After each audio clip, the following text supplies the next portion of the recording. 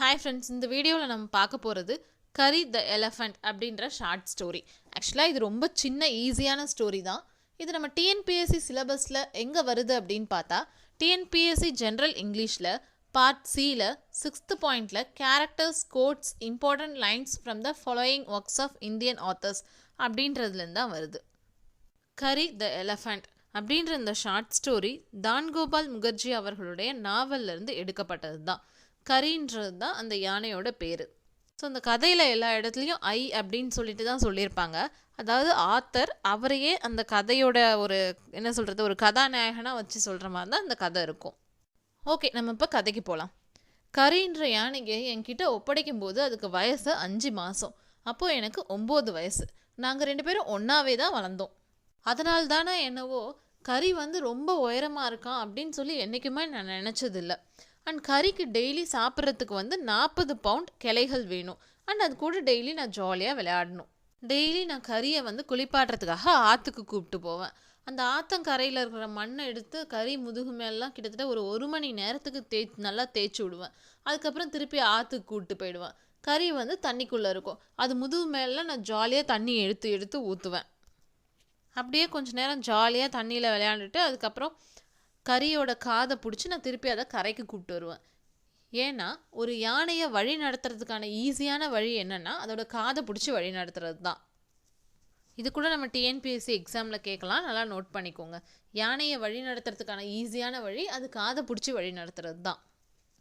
அதுக்கப்புறம் அந்த யானையை காட்டு ஓரத்தில் விட்டுட்டு யானைக்கு சாப்பிட்றதுக்காக கிளைகள் ஒடிச்சிட்டு வரதுக்காக நான் காட்டுக்குள்ளே போயிடுவேன்.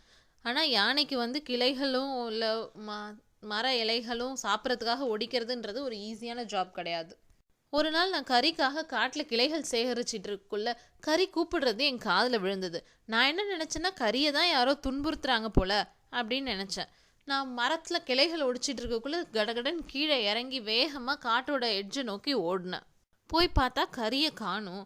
அதுக்கப்புறம் தண்ணிக்கு பக்கத்தில் போய் பார்க்கக்குள்ள தான் தெரிஞ்சுது அந்த தண்ணியோட மேற்பரப்பில் ஏதோ ஒரு கருப்பு கலரில் போராடிட்டு இருக்கிற மாதிரி.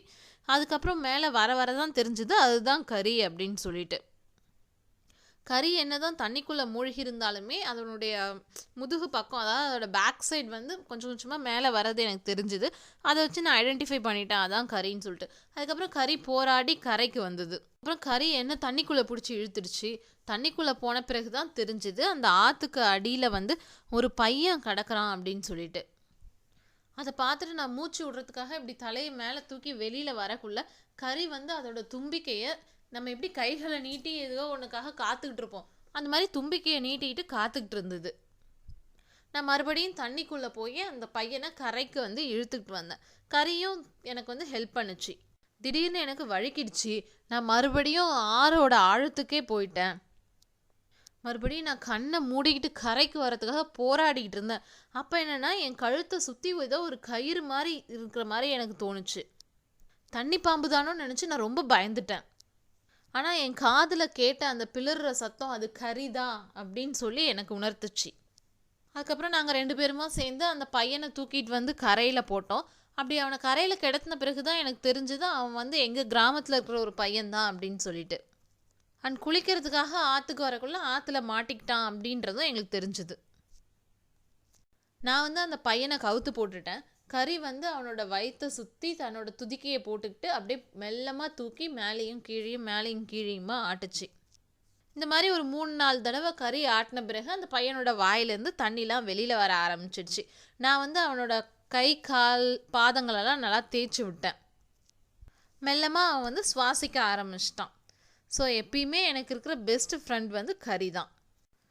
ஸோ இந்த கதையில் நான் அப்படின்னு சொல்லி குறிப்பிடுறது எல்லாமே நம்ம ஆத்தர் தான்கோபால் முகர்ஜியை தான்.